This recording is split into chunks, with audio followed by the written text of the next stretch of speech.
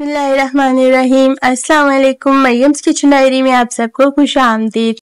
उम्मीद है आप सब खैरियत से होंगे।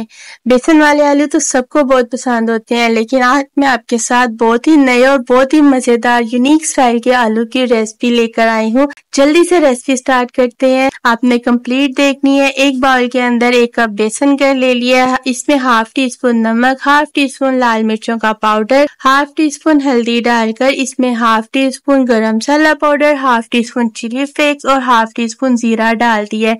अब यहाँ पर हाफ टी स्पून ना लहसुन का पेस्ट डाला। अगर आपके पास लहसुन पेस्ट नहीं है तो आप पाउडर भी डाल सकते हैं, लेकिन अदरक का नहीं डाला। तमाम स्पाइसेस को मिक्स कर लें। यहाँ पर आप नमक मिर्च अपने हिसाब से भी डाल सकते हैं। आप थोड़ा थोड़ा करके यहाँ पर पानी डाल लें और एक इसकी ना लिक्विड सा पेस्ट तैयार कर लेना। लेकिन इसका पेस्ट जो है ना बहुत ज्यादा आपने पतला नहीं रखना, ना बहुत ज्यादा गाढ़ा रखना है।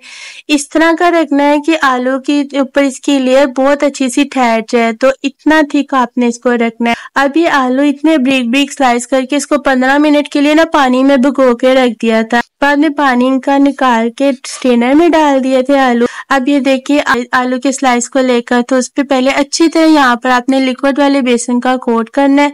फिर बाद में ये दूसरे बाउल में ना सिर्फ बेसन खाली रखा हुआ है, इसका कोट करना। जिस तरह मैं ये हल्के हाथ से कर रही हूँ ना, इस तरह आपने करना है। जोर जोर से दबाएंगे तो एक ऊपर सिर्फ तह सी आ जाएगी, वो क्रैकर से नहीं बनेंगे। तो ये देखिए इस तरह कितने जबरदस्त से क्रैकर बन गए हैं। अब ऑयल को गर्म करने के लिए रख दिया। गरम ऑयल के अंदर इस तरह डालते जाना और चम्मच से ना इस तरह ऑयल पर डालना है। और बहुत ही मजेदार से नए स्टाइल के ये देखिए जिंगर पोटैटो फ्राइज तैयार हो गए हैं। जिस वक्त आप ये बनाकर बच्चों को देंगे ना, बच्चे बहुत खुश होंगे। और बारिश के मौसम में ये रेसिपी बहुत मजे की लगती है। आप हर स्लाइस पोटैटो का देख सकते हैं, हर स्लाइस के ऊपर जबरदस्त सी कोटिंग बेसन की आई है। बेसन का लिक्विड गाढ़ा होगा ना तो इसके ऊपर कोटिंग भी बहुत अच्छी होगी और इसके क्रैकर्स भी बहुत अच्छे बनेंगे। और इसको अब आपने मीडियम टू हाई फ्लेम के ऊपर गोल्डन कलर आने तक फ्राई करना है। और ये देखिए जिस वक्त इस तरह गोल्डन कलर आ जाए ना तो फिर आपने इसको निकाल लेना है।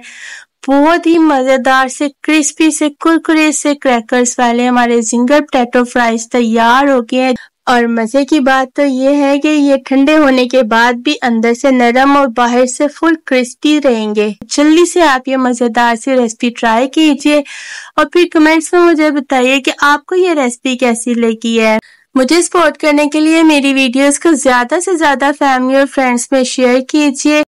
इंशाल्लाह फिर मिलेंगे एक नई बहुत मजेदार सी और यूनिक सी रेसिपी के साथ। दुआओं में याद रखिए और फिर मुझे दीजिए इजाजत। अल्लाह हाफिज।